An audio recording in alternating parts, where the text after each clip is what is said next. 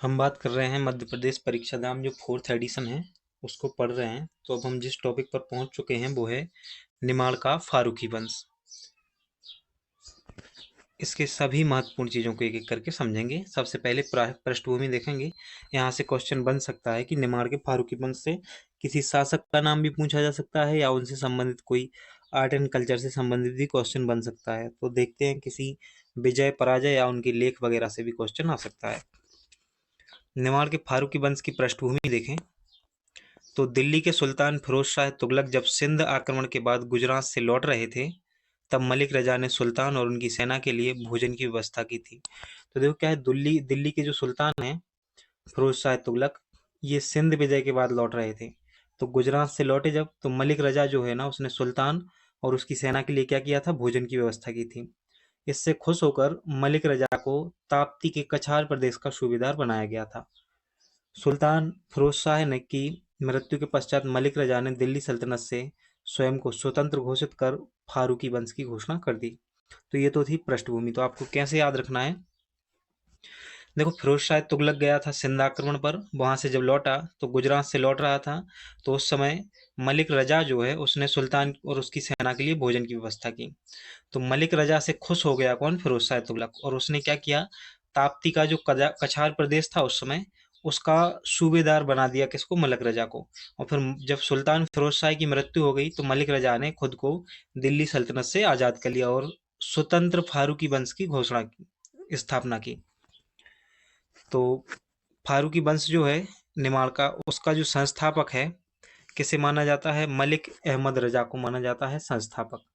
और शासित क्षेत्र कौन सा था, खानदेश, जिसे वर्तमान में बुरहानपुर कहते हैं, और बीजगढ़, ये शासित प्रदेश था उस समय। प्रमुख शासक में मलिक नासिर खान, मीरन आदिल खान, मीरन मुबारक खान, मीरन आदिल खान द्वितीय और मीरन मोहम्मद खान था। साथ ही राजा अली खान और मीर बहादुर खान के नाम याद रखना है। मलिक रजा ने अपने पुत्र नासिर की शादी जो है मालवा के प्रथम गौरी शासक दिलावर खां की पुत्री के साथ अपनी स्थिति को मजबूत करने के लिए की थी। तो मलिक रजा ने क्या किया, अपने पुत्र था जो मलिक रजा का नासिर, उसने उसकी शादी जो है गौरी वंश के दिलावर खां की पुत्री के साथ की ताकि संबंधों को मजबूत बनाया जा सके। 1399 में अहमद रजा के पुत्र जो हैं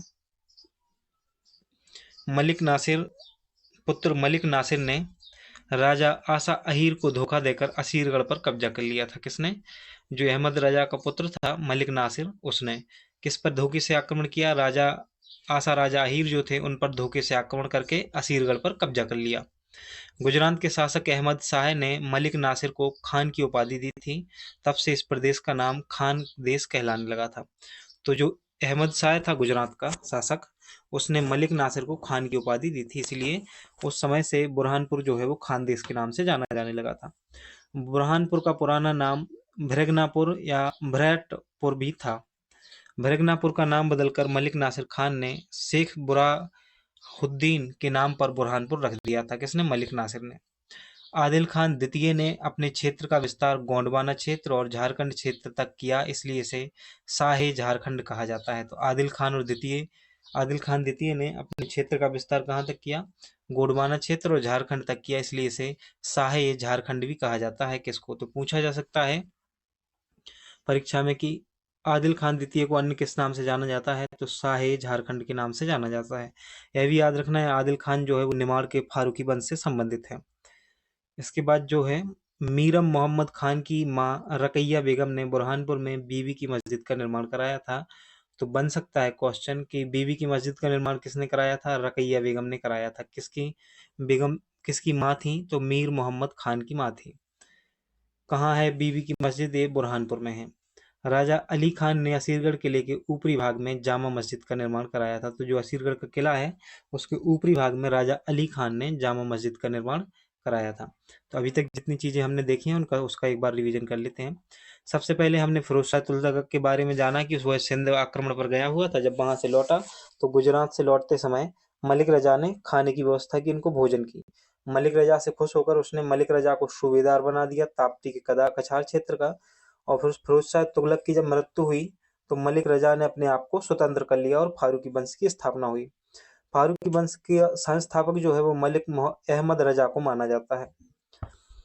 और क्षेत्र देखा हमने, कुछ महत्वपूर्ण शासकों के नाम देखे थे, उसके बाद हम कुछ विशेष चीज़ों पे आए, जिसमें हमने देखा कि जो गुजरात के शासक हैं अहमद शाह, इन्होंने नासिर खान, मलिक नासिर को क्या कौन सी उपाधि दी थी? खानदेश, खान की उपाधि दी थी, तब से ये क्षेत्र खानदेश कहलाने लगा था। और फिर हमने ये भी देखा कि बुरहानपुर का पुराना नाम क्या था? तो भृगनापुर था, है ना। और इसके साथ साथ हमने देखा बीबी की मस्जिद जो है, इसका निर्माण रकैया बेगम ने कराया था। किसने कराया था? रकैया बेगम ने। आदिल खान द्वितीय जो है, इसको अन्य नाम से भी जाना जाता है, शाहे झारखंड। क्यों? क्योंकि इसने अपने क्षेत्र का विस्तार कहाँ तक कर लिया था? झारखंड तक कर लिया था। राजा अली खान ने असीरगढ़ किले के ऊपरी भाग में जामा मस्जिद का निर्माण कराया था, यह भी हमने देखा था। अब हम आते हैं, इससे आगे बढ़ते हैं। अकबर ने असीरगढ़ के किले पर अधिकार करने से पहले खानदेश के अधिकारियों को दिल खोलकर रुपया बांटा, इसलिए इतिहासकार कहते हैं कि असीरगढ़ के द्वार सोने की कुंजी से खोले गए थे। असीरगढ़ के द्वार सोने की कुंजी से खोले गए थे। तो अकबर ने क्या किया था? असीरगढ़ के किले पर अधिकार करने से पहले जो वहाँ के अधिकारी थे खानदेश के, उनको जी भर के उन पर पैसा लुटाया, सोना लुटाया, रुपया। इसीलिए असीरगढ़ जो है उसको सोने की, उस असीरगढ़ के द्वार सोने की कुंजी से खोले गए थे, ऐसा कहा जाता है। 1601 में असीरगढ़ किले पर बादशाह अकबर का अधिकार हो गया। इस समय बुरहानपुर में मीर बहादुर खान का शासन था।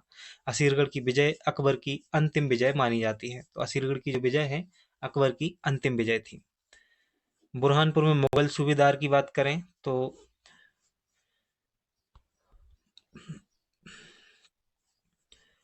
दानियाल, मुगल सूबेदारों की बात कर रहे हैं अब हम बुरहानपुर में, है ना। तो निमाड़ का जो फारूकी वंश है वो तो संपन्न हो गया है। अब मुगल सूबेदारों को देखेंगे तो दानियाल जो कि 1601 में अकबर ने शाहजादा दानियाल को बुरहानपुर का सूबेदार नियुक्त किया और कुछ समय के लिए खानदेश की जगह से क्षेत्र को दान देश कहा जाने लगा।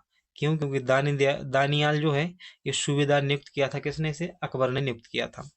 शहजादा परवेज, इसके समय इंग्लैंड के राजा जेम्स प्रथम का राजदूत टॉमस रो जो है वो शहजादा परवेज से मिलने बुरहानपुर दरबार में पहुंचा था।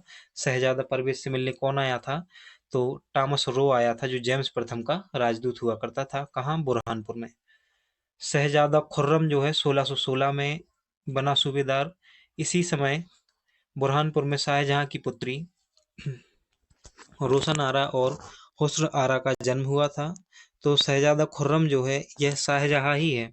प्रारंभिक काल में शाहजहां ने बुरहानपुर से ही शासन चलाया। बुरहानपुर में ही 1631 में पत्नी मुमताज महल की मृत्यु हो गई और उसके शव को ताप्ती नदी के तट पर दफनाया गया था। फिर उसी वर्ष मुमताज के अवशेषों को शहजादा शुजा के संरक्षण में आगरा भेजा गया था। महावत खान की बात करें तो शाहजहां ने महावत खान को दक्षिण का सूबेदार नियुक्त किया और वह बुरहानपुर से चला गया। औरंगजेब उत्तराधिकार के युद्ध तक औरंगजेब जो है दक्षिण का सूबेदार रहा है। कब तक? उत्तराधिकार के युद्ध तक। तो ये तो था मुगल जो रहे हैं ना बुरहानपुर में सूबेदार, उनके बारे में जानकारी। तो दानियाल का नाम याद रखना है, शाहजादा परवेज का, शाहजादा खुर्रम जो कि शहजादा है, शाहजहां है, और महाबत खान का और औरंगजेब का नाम याद रखना है। इसके बाद जो मुगल कालीन मध्य प्रदेश है हम उसको देखेंगे।